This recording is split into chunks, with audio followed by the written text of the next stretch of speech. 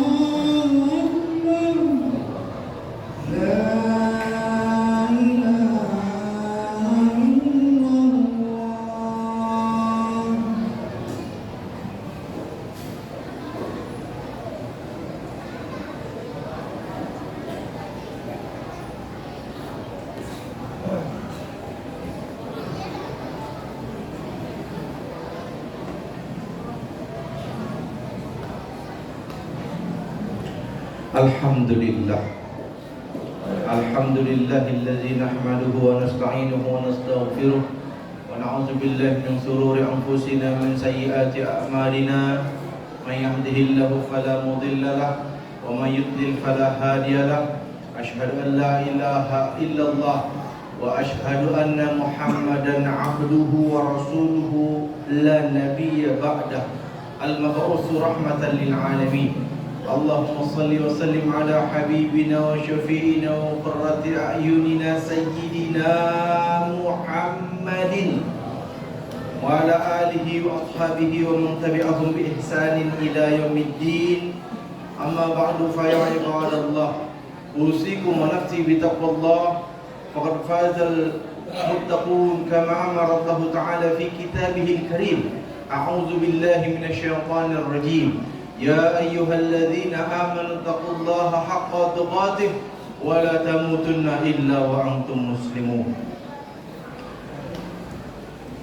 Hadirin jamaah Masjid Jami' Darussalam rahimani wa rahimakumullah. Sebelum Al-Fakir menyampaikan materi khutbah, Al-Fakir ingin menyampaikan 3 hal. Yang pertama, sebagai orang yang sudah mukallaf, sudah dewasa, seharusnya kita tidak perlu terganggu dengan bercandanya anak-anak.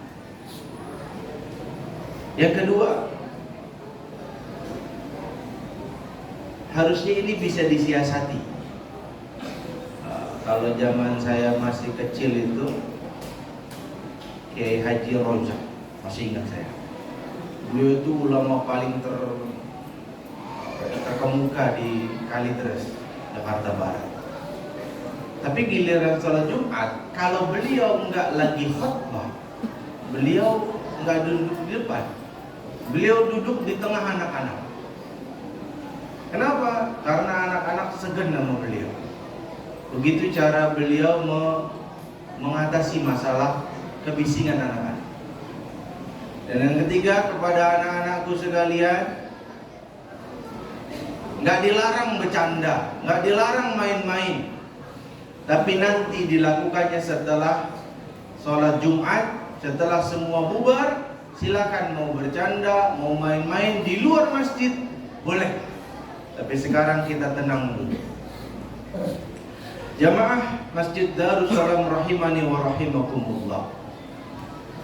Ini adalah Jumat terakhir di tahun 2023. Al-Fakir tertarik dengan nama masjid ini, Darussalam. Karena setahu Al-Fakir, kata Darussalam itu salah satu nama surga, dan disebutkan secara tekstual oleh Allah dalam Al-Quran, yang artinya dar, rumah, tempat, assalam, kedamaian, tempat rumah yang penuh dengan kedamaian. Itu adalah sifat dari surga. Dan Allah menyebutkan Darussalam ini dalam dua tempat. Yang pertama dalam surah Al-An'am ayat ke 127. Lahum Darussalam, lahum Darussalam 'inda rabbihim wa huwa waliyuhum bima kanu ya'malun. Bagi mereka disediakan tempat yang damai di surga, di sisi Tuhan mereka, dan dialah Allah pelindung mereka karena amal kebajikan yang mereka kerjakan. Bagi mereka, mereka siapa? Dijelaskan di ayat sebelumnya. Wa hadza siratu rabbika mustaqima qad fassalna al-ayati liqaumin yadhakkarun. Dan inilah jalan Tuhanmu yang lurus. Kami telah menjelaskan ayat-ayat kami kepada orang yang menerima peringatan. Jadi orang yang akan masuk sebagai penghuni surga Darussalam adalah orang yang menerima peringatan yang sampai kepada mereka, bukan orang yang menolak peringatan yang sampai kepada mereka. Dan di ayat yang kedua, ketika Allah menyebutkan Darussalam, surah Yunus ayat ke-25, wallahu yad'u ila darissalam wa yahdi man yasha'u ila siratin mustaqim. Dan Allah menyeru manusia kepada Darussalam, surga, memberikan petunjuk kepada orang yang dia kehendaki ke jalan yang lurus, yaitu ke jalan Islam. Pertanyaannya, siapa yang memberikan peringatan? Yang paling pertama adalah Allah itu sendiri. Allah memberikan peringatan kepada kita dalam ayat-ayat Al-Quran. Bahkan Al-Quran salah satu namanya adalah Az-Zikr, peringatan. Bahkan di ayat sebelumnya, di ayat ke-24, Allah memberikan peringatan tentang kehidupan dunia yang Allah perumpamakan seperti air hujan yang diturunkan dari langit, lalu tumbuhlah tanaman-tanaman yang subur, lalu di antara mereka dimakan manusia dan hewan ternak. Dan jika bumi itu telah sempurna keindahannya dan berhias, dan pemiliknya menyangka mereka pasti menguasainya, datanglah kepadanya azab kami pada waktu malam ataupun siang. Lalu kami jadikan tanaman itu seperti tanaman yang sudah disabit, seakan-akan belum pernah tumbuh kemarin. Demikianlah kami menjelaskan tanda-tanda kekuasaan kami kepada orang yang berpikir. Peringatan dari Allah Subhanahu wa taala bagi manusia yang setiap hari hidupnya cuma mikirin dunia. Salat cuma pas Jumatan doang. Yang setiap hari mikirin dunia, lupa bahwa tujuan hidup di dunia adalah ibadah. Jadi apapun yang kita lakukan, pastikan itu di sisi Allah adalah ibadah. Minimal bernilai ibadah. Bercanda kita sama istri, niatin ibadah, pahala. Main kita sama anak, ibadah. Kalau kita niatin ngikutin Nabi. Cari kerja kita, ibadah. Niatnya benar, kerjanya harus benar cara. Siapa lagi? Rasul. Orang yang memberi peringatan adalah Rasul. Innama anta muzakkir. Sesungguhnya engkau adalah hanyalah seorang pemberi peringatan. Bahkan Rasul punya dua misi mulia, basyira wa nadhira. Memberi kabar gembira dan memberi peringatan. Lalu siapa lagi yang memberi peringatan? Yang memberi peringatan selanjutnya adalah para ulama. Di antara ulama warasah al-anbiya. Karena para ulama adalah pewaris para nabi. Maka ketika Nabi memberi kabar gembira dan memberi peringatan, maka para ulama juga memberi kabar gembira dan juga memberi peringatan, sebagaimana dijalankan oleh Allah Subhanahu wa ta'ala. Apa yang diperingatkan oleh para ulama kepada kita? Karena ini di akhir tahun, saya garis bawahi dua saja dalam kesempatan yang singkat ini. Yang pertama, para ulama menasehati kita agar mengisi akhir tahun, hari libur dengan sesuatu yang baik, minimal tidak mendatangkan dosa bagi kita. Kita lihat, hampir di setiap tahun selalu ada orang Islam naik mobil, laku, naik truk, bukan mobil lagi, naik truk. Saya lihat sama mata kepala saya sendiri, laki perempuan naik truk, pergi ke Monas, jalan-jalan sampai tengah malam. Kita melucu, orang tua kok bisa anak perempuannya di luar rumah sampai tengah malam lalu nggak kenapa-napa. Padahal ayam aja belum datang sampai maghrib dicariin, anak perempuan sampai tengah malam dibiarin. Bisa ada orang begitu? Emang kalau ada anak perempuan, anak laki kumpul campur baur ikhtilat, lantas nggak ngapa-ngapain, polos amat kita jadi orang tua. Capek-capek kita ngurusin anak dari kecil, kita cebukin, kita sekolahin, banting tulang, peras keringat, udah gede, kita biarin lah kita dirusak sama orang. Jangan. Kalau nggak ada aktivitas yang baik, udah nonton film aja di rumah udah. Sama orang tuanya sekap, kalau perlu sekap, daripada nyesal duluan. Isi sama yang baik-baik. Makanya di banyak masjid kadang-kadang nyiasatin dengan cara bikin mabit akhir tahun. Bukan bid'ah, itu bukan bid'ah. Itu cuma mengantisipasi, memberikan opsi. Kalau orang mau maksiat, minimal ngelihat ada kajian, udah mau kajian aja lah daripada gua pelayanan kagak jelas. Begitu. Yang kedua, ini nggak nyampe 2 bulan. Nggak nyampe 2 bulan lagi kita akan mengadakan pesta demokrasi. Tanggal 14 Februari. Barengan tuh pemilihan caleg, pemilihan presiden. Berarti kita kalau nggak salah ada 5 caleg kota, caleg provinsi, caleg RI, DPD, sama presiden. 5 kertasnya. Apa para ulama ngasih peringatan kepada kita tentang itu? Masih. Cek aja di Google, Majelis Ulama Indonesia. Saya merasa perlu menyampaikan ini karena saya adalah dai MUI.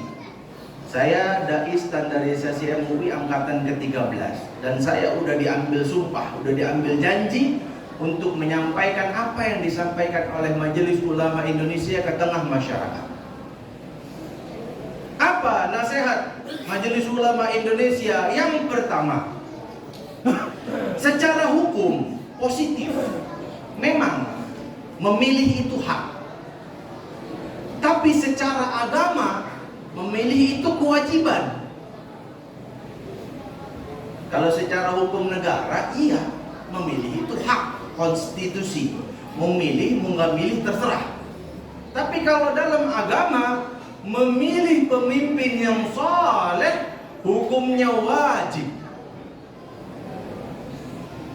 Bahkan Rasulullah Muhammad SAW mengingatkan barang siapa yang memilih seorang pemimpin, padahal dia tahu ada pemimpin yang lebih berhak untuk dipilih, maka dia telah berkhianat kepada Allah dan Rasulnya dan berkhianat kepada manusia.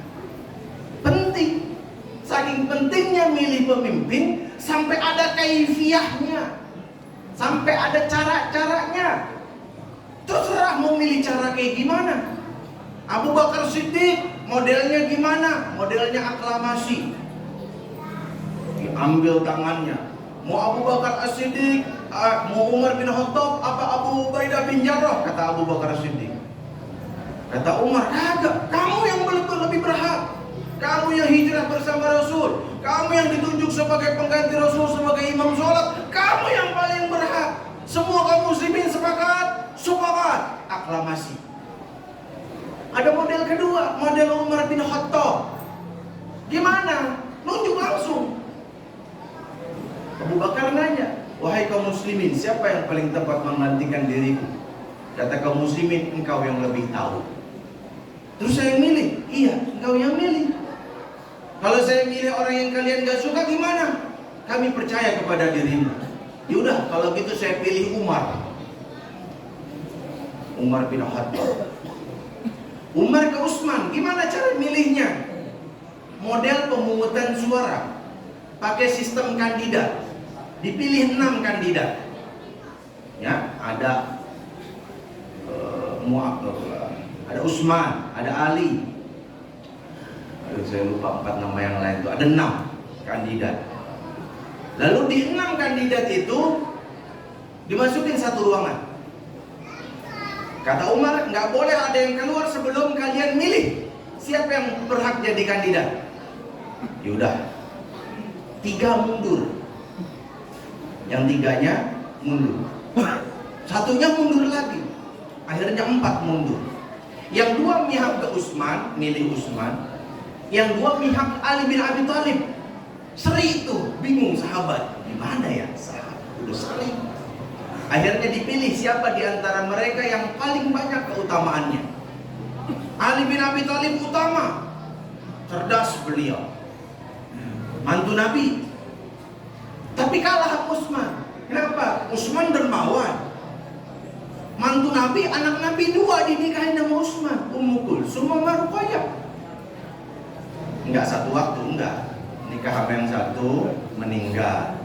Ngadu ke Nabi, ini saya masih punya anak perempuan satu lagi, dinikahin. Makanya Utsman digelari Zunnurai, yang mempunyai 2 cahaya.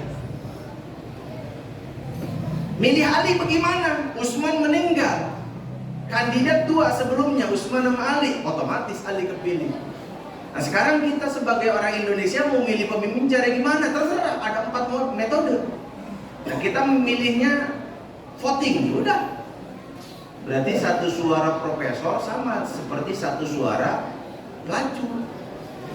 Profesor milih, atuh suaranya. Pelacur milih, atuh suaranya. Artinya apa? Kaum muslimin nggak boleh menyia-nyiakan suara kaum muslimin. Lalu siapa yang harus dipilih? 4 kata para ulama: Siddiq, amanah, fatonah, tabligh. Siddiq jujur, punya integritas, kagak suka bohong. Siddiq apa? Pertama, Siddiq ngomongnya bener, nggak suka bohong. Ada yang 10 tahun lalu ngomong katanya mau ada ratusan ribu mobil SMK, sampai detik ini saya nggak pernah nemu mobilnya. Bohong. Yang kedua, sidik dalam perbuatan. Ngomongnya ngomong ada, duitnya ada. Sampai detik ini kagak ada duitnya. Akhirnya harga melambung tinggi, pajak tambah banyak, listrik nggak karu-karuan. Beda omongan sama perbuatan. Sebelum jadi mah apa, habis jadi mah apa. Ketiga, amanah. Idza uzira al-amru ila ghairi ahlihi fantazir ista'ah. Jika satu urusan dikasih ke orang yang enggak punya kapasitas, dia bisa mimpin, maka tunggulah kehancurannya. Tunggu kehancurannya. Kalau orang gampang ngentengin sesuatu, curiga kita. Tong, lu mau pergi malam-malam begini apa nggak bahaya? Tenang pak, saya kan udah ikut karate 3 pekan. Karate 3 pekan lu ketemu preman dibacok mati. Jangan ngentengin sesuatu, itu urusan pribadi apalagi urusan negara. Amanah. Nggak boleh pilih pemimpin yang suka khianat. 4. Tabligh, nyampein. Pemimpin harus bisa menyampaikan pertama apa rencana dia ke depan ke masyarakat. Jangan ada yang ditutup-tutupin. Harus bisa mengkomunikasikan, saya mau begini. Jangan ujuk-ujuk bikin undang-undang sistem kebut semalam, rakyat kagak tahu, tiba-tiba tok. Harus terima. Berapa kali saya zaman mahasiswa demo. Mau zaman SBY, zaman Jokowi sama aja. Saya demo. Kenapa? Itu. Rakyat kagak didengerin. Sampai berbusak ngomong. Yang ke-5, tabligh, menyampaikan dalam konteks eksternal. Mampu dia memperjuangkan kepentingan kaumnya, bangsanya, agar bisa sampai ke dunia internasional. Didengerin omongannya. 6. Fatonah, cerdas. Pemimpin itu harus punya kecerdasan, nggak boleh bodoh. Bastotan fil ilmi wal jism. Allah menjadikan Tolut sebagai pemimpin karena Allah lebihkan ilmunya. Pinter Tolut. Wal jism, fisiknya. Bukan cuma pinter secara otak. Yang ke-7, harus pinter secara emosional. Wa ja'alnakum a'immatan lamma sabaru. Dan kami jadikan kalian sebagai pemimpin selama kalian sabar. Jadi pemimpin harus sabar. Jangan gampang emosian, apalagi dendam. Sabar, dicaci maki sama rakyat, sabar. Namanya juga digaji sama rakyat, wajar kalau dicaci maki. Sabar, bersenyum aja. Kalau nggak benar omongannya, enggak, saya nggak gitu. Pemimpin begitu. Jangan dikritik rakyat langsung main aparat terakhir. Nauzubillah min dzalik. Yang terakhir, yang ke-8, kecerdasan fatonah dalam sisi spiritual. Dan menurut saya ini yang paling penting. Karena banyak orang ketika mau jadi calon, larinya kemana? Ke dukun. Wah, rame tuh dukun, kemana-mana. Gak punya otak. Kalau orang pakai otak, ngapain larinya ke dukun? Itu dukun bisa apa? Allah Maha Kuasa, iyyaka na'budu wa iyyaka nasta'in. Kepada Allah kita menyembah, kepada Allah minta pertolongan. Jangan diganti ayatnya. Iyyaka na'budu wa dukun nasta'in. Nyembahnya ke Allah, tapi minta pertolongan ke dukun. Nauzubillah min dzalik. Maka pemimpin harus orang yang punya kecerdasan spiritual. Yang tiap hari bolak-balik ke masjid, bukan yang ke masjid pas kampanye doang. Yang tiap hari datangin rakyat, bukan datangin rakyat pas kampanye doang. Itu yang harus kita pilih. Siapa? Suka-suka kita semua. Masing-masing orang punya penilaian. Majelis ulama hanya menyampaikan koridor-koridor umum bahwa kita harus memilih orang yang beriman dan bertakwa kepada Allah Subhanahu wa taala. Pada akhirnya kita berdoa kepada Allah, semoga Allah menjadikan orang yang terbaik, yang paling menyayangi Allah dan yang paling menyayangi kita untuk menjadi pemimpin kita di masa yang akan datang. Aku qauli hadza wa astaghfirullah li wa lakum wa li sa'iril muslimin wal muslimat wal mu'minin wal mu'minat wa astaghfiru innahu huwal ghafurur rahim.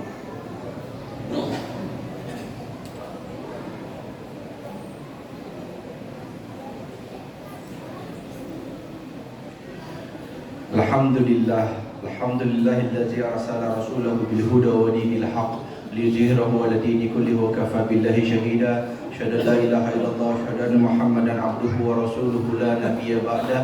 Al-mab'uts rahmatan lil 'alamin. Allahumma shalli wa sallim 'ala habibina wa syafiina wa qurrati a'yunina sayyidina Muhammadin wa 'ala alihi wa ashabihi wa man tabi'ahum bi ihsanin ila yaumiddin.